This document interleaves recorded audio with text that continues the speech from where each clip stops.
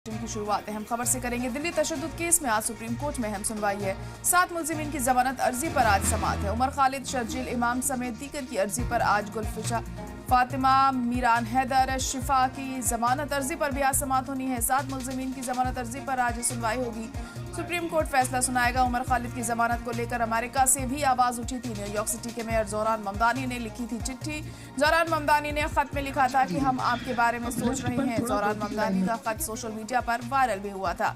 America के 8 MPs ने भी उमर खालिद को लेकर अपनी आवाज उठाई थी और अब आज सुप्रीम कोर्ट में क्या कुछ निकलकर सामने आता है इस मामले को लेकर यह है यहाँ पर देखना। 7 मुलजिमीन की जमानत अर्जी पर आज अहम सुनवाई होनी है और क्या कुछ खास इस दौरान होता है, क्या कहा जाता है सुप्रीम कोर्ट की तरफ से, क्या आज राहत मिलती है उमर खालिद, शर्जील इमाम और बाकी मुलजिमीन को, ये देखने वाली बात होगी। लगातार उन्हें जमानत ना मिलने को लेकर सवाल उठाए जा रहे हैं क्योंकि पिछले 5 साल से लोग जेल में बंद हैं और ट्रायल भी शुरू नहीं हुआ है इस मामले को लेकर। इस पर भी लगातार सवाल उठ रहे हैं और अमेरिका से भी ये मांग उठ रही है कि जल्द से जल्द जमानत मिलनी चाहिए उमर खालिद और शर्जील इमाम को।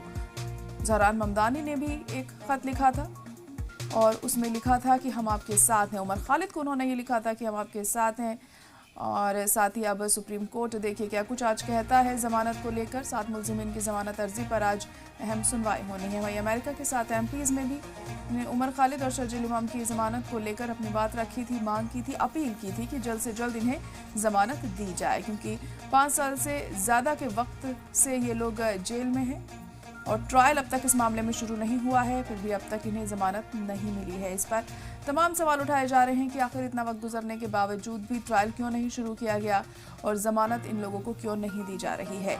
अब आज जब सुप्रीम कोर्ट में सुनवाई होती है तो क्या किसी तरह की कोई राहत इन्हें मिलती है, इन्हें की जो जमानत है वो मंजूर की जाती है या फिर क्या सुप्रीम कोर्ट कहता है, इस पर सबकी नजरें टिकी होंगी। तो लगातार ये देखने वाली बात होगी कि आखिर क्या कुछ आज निकलकर सामने आता है कोर्ट की कार्रवाई में।